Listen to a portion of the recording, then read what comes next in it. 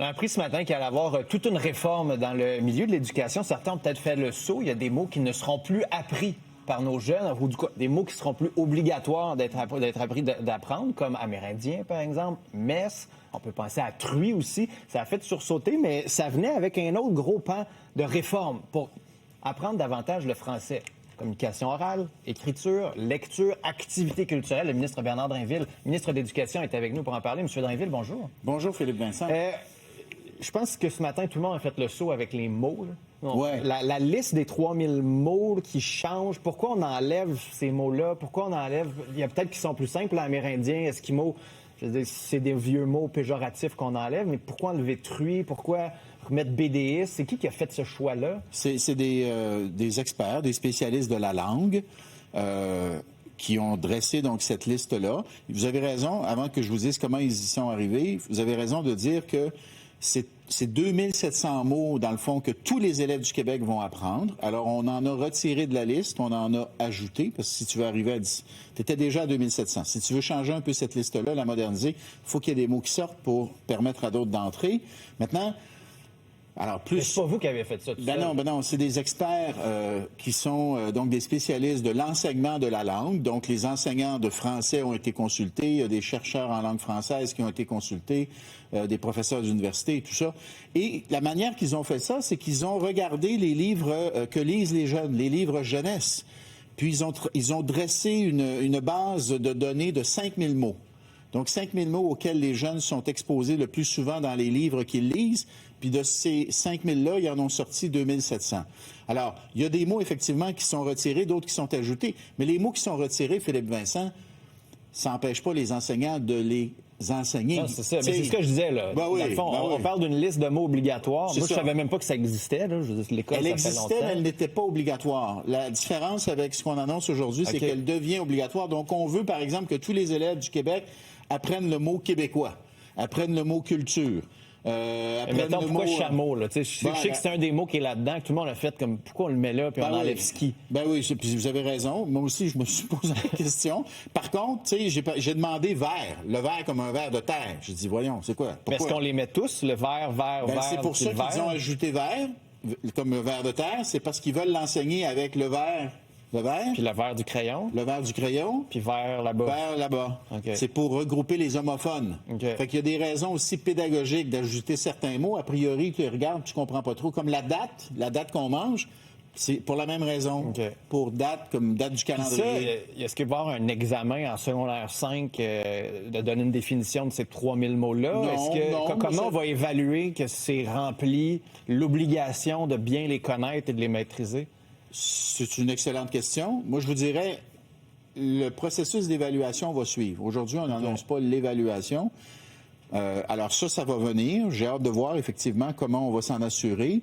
Mais vous savez, alors on parle beaucoup de la liste, mais la liste, c'est important, mais c'est pas l'essentiel. Ouais. L'essentiel de ce qu'on annonce aujourd'hui, c'est qu'on va enseigner le français dorénavant en se référant à la culture québécoise, en se référant aux livres québécois, à la chanson, à la musique québécoise. C'est pas française, c'est pas parce que ça peut être français. Il y en a qui vont dire on faisait déjà ça, là, on lisait David Gaudreau, on lisait des BD, oui, on lisait mais c'était la pas. Jean-Jean. Oui, vous avez raison, mais c'était pas prescrit. Okay. Là, ça va être prescrit. De la même manière qu'on prescrit dans ce nouveau cours de français qui va être mis à l'essai cette année, obligatoire l'an prochain, on prescrit qu'à tous les jours, les élèves vont écrire. Pas nécessairement de grands textes, mais écrire tous les jours et lire tous les jours. Il a été évalué tous les jours? Éventuellement, oui, c'est sûr. Il va y avoir les évaluations en français.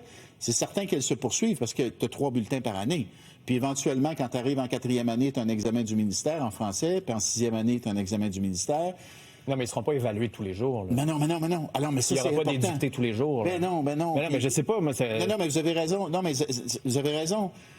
Il ne faut pas, justement, associer constamment l'écriture ou la lecture ou l'oral même, qu'on va favoriser en très bas âge, à l'évaluation. Il faut que le français aussi, à un moment donné, on le vive, puis on ait du plaisir, et que ça ne soit pas toujours associé à un contrôle, à un examen, à une sanction.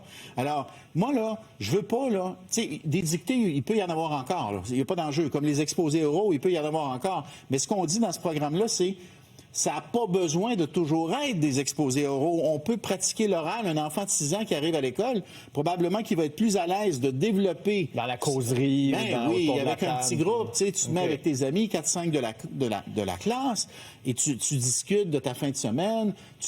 On leur présente un extrait, moi, je sais pas, de la guerre des Tucs. Pendant 15 minutes, la guerre des Tucs. Là. Bon, après ça, ils se mettent, tu divises la classe en groupe de 4-5 élèves, puis ils discutent de ce qu'ils viennent de voir, mais tu les fais parler, tu sais. On va faire un porte-parole d'un syndicat tantôt, puis j'anticipe déjà l'une des critiques, notamment sur les sorties culturelles, où on dit il y a déjà plus d'argent, il y a déjà des compressions. Ouais, mais... Non, mais M. Dainville, ils vont le dire. Il y a des compressions pour vrai. Vous coupez quand même quelques dizaines de millions de dollars dans le réseau. Il faut faire attention. Déjà, c'était difficile de faire des sorties. Là, ils vont dire, comment on va y arriver? Philippe Vincent. Il y a des profs qui nous disent c'est compliqué d'acheter des boîtes de Kleenex, il faut que je l'achète avec mon propre argent. Oui. Ça, c'est vrai, là, puis ça devrait pas, là. Ça devrait pas, là, mais, tu sais, je l'ai fait sortir parce que j'anticipais cette sortie-là. Les budgets pour la culture en éducation, là, ils sont passés de une dizaine de millions à 51 millions en 6 ans.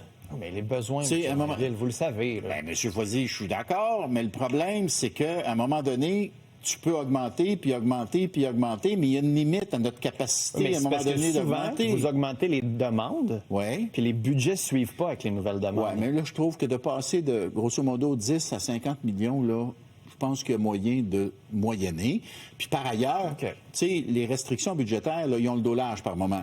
On a encore augmenté les budgets en éducation cette année de 7 là. Avec ce qu'on a remis cet été, là, puis je suis d'accord, on a demandé un effort, puis finalement, on a annulé l'effort. Je vous arrête.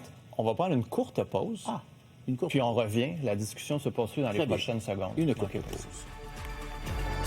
Bon, la discussion se poursuit avec M. Dainville. Ma mère dirait que c'était impoli de vous avoir coupé, mais ce sont les choses qui arrivent avec la télé. Votre mère a bien raison. Écoutez votre mère, Philippe Vincent. Vous parliez de l'éducation. Puis, veut pas la question que tout le monde se pose, est-ce que vous voulez rester? Est-ce que le remaniement, vous souhaitez changer? Est-ce que c'est bon d'avoir du sang neuf? Puis l'autre question que j'avais, c'est êtes-vous tanné de parler de remaniement? Ben là... Non, mais vous avez le droit. Non, mais vous me parlez de remaniement, puis êtes-vous tanné de parler de remaniement? Honnêtement, non. Ben, je vous comprends d'abord. Si j'étais à votre place, je poserais exactement la même question. Vous l'avez été, le journaliste politique? Non, mais je poserais. C'est une question que vous devez de poser. Puis la réponse que je vais vous donner est plate. Ça dépend pas de moi. C'est le PM qui décide. Je comprends, mais toute l'incertitude qui entoure ça. Là. M. Legault va témoigner à la commission Galland. Là, c'est peut-être repoussé. Oui, mais je vais vous dire, moi, là, j'ai un travail à faire. La rentrée, somme toute, c'est plutôt bien passé. Jusqu'à maintenant, ça va plutôt bien. On a 98 des enseignants, des postes d'enseignants de combler. Mais c'est tous les travailleurs autour, là, les psys, les psychoèdes, les TES. Par rapport à l'année passée, les TES, là, puis les éducatrices, on est passé de 90 à 93 en nombre absolu. Regardez en nombre absolu. Ouais. On est passé de 2008 à 3007. Non, c'est l'inverse. On est passé de 3007 à 2008. À 2008. Bon, c'est bon.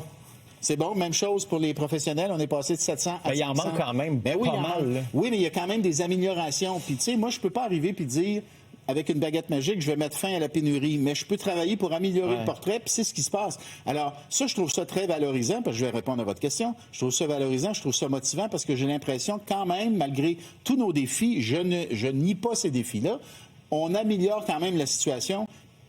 Okay. Puis c'est pas nous étant moi, mon équipe, le ministère. Le nous ici, c'est le nous des équipes écoles, c'est le nous des centres de services scolaires, c'est le grand nous de l'éducation. On travaille très fort pour améliorer la situation. Maintenant, est-ce que si le PM décide que je reste à l'éducation, Philippe Vincent, je vais être très heureux. C'est pas une punition de rester. Ben voyons, non. Même si par moment, c'est vrai que les manchettes sont presque toujours négatives. Non, mais je travaille pour les enfants, Philippe Vincent. Je travaille pour les enfants. Est-ce qu'il faudrait d'abord proroger, que vous preniez quelques semaines pour juste faire ça, pas retourner en chambre, puis prendre le temps d'éviter les distractions en chambre, que vos collègues reprennent les dossiers? Une prorogation, c'est une bonne idée? Ben, encore là, le PM décidera. Mais moi, ma réponse, en fait, à votre question, là, si le PM veut que je demeure à l'éducation, moi, je vais être très heureux parce que je trouve que ça a du sens de travailler pour les enfants, de se lever le matin puis de dire je m'en vais travailler pour les élèves du Québec. S'ils décident de m'envoyer ailleurs, ben je vais relever le défi, puis je vais travailler pour le Québec, puis pour les citoyens de Lévis qui m'ont élu, que je salue, que j'oublie jamais, puis je travaille mon comté, je m'occupe des gens de Lévis, puis je m'occupe d'éducation, puis s'ils m'envoient ailleurs qu'à l'éducation, ben, je vais faire de mon mieux. Puis est-ce qu'il existe une possibilité qu'après le témoignage de mardi, M. Legault, après la commission Galland, quitte, se fasse montrer la porte? Est-ce qu'il y a une grogne à la CAQ, dans le caucus, dans le cabinet, que Non. Sincèrement, là, non. vous voyez aucun scénario Non. où ça Puis se moi, passe j'ai mal pour été M. dans Legault? un autre parti, comme vous savez, là, je sais c'est quoi de la grogne. Ouais. Je sais c'est quoi, là, tu sais, Ouais. quand ça se met à grogner, là. Puis on voit pas ça à la CAQ, là. En tout cas, moi, ce que j'observe, c'est un caucus qui est très uni, puis il nous reste 1 an, puis on a du travail à faire. Puis moi, écoutez, je vous le dis sincèrement, moi, je garde espoir qu'on soit capable de renverser la tendance, puis de réparer le lien de confiance qui est abîmé. Je le reconnais, ça. Les gens, ils sont déçus. Le PM le dit, je veux dire, moi aussi, je le vois, je l'entends, mais doutez pas de notre sincérité, M. Foisy. On travaille vraiment très fort pour les Québécois, puis à un moment donné,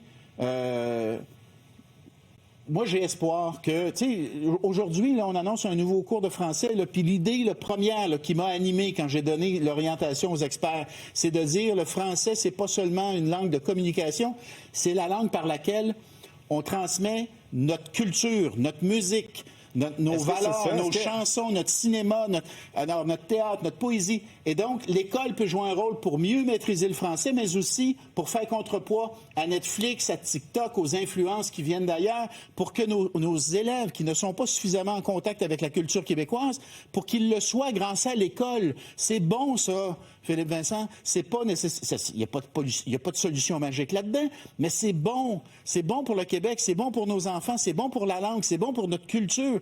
Moi, je me dis, à force de poser des gestes positifs comme ça, peut-être qu'à un moment donné, les Québécois vont se dire, ouais, ils n'ont pas fait juste des bons coups, mais ils sont encore bons. L'identité devient la poignée, là. Elle a toujours été. Ça fait partie de l'ADN de la... C'est la priorité. Ça fait partie une des priorités. Bon, ben... L'économie aussi. Non, attendez, l'économie, c'est très important. La CAQ, c'est l'économie puis l'identité. C'est ça. OK. Ensemble.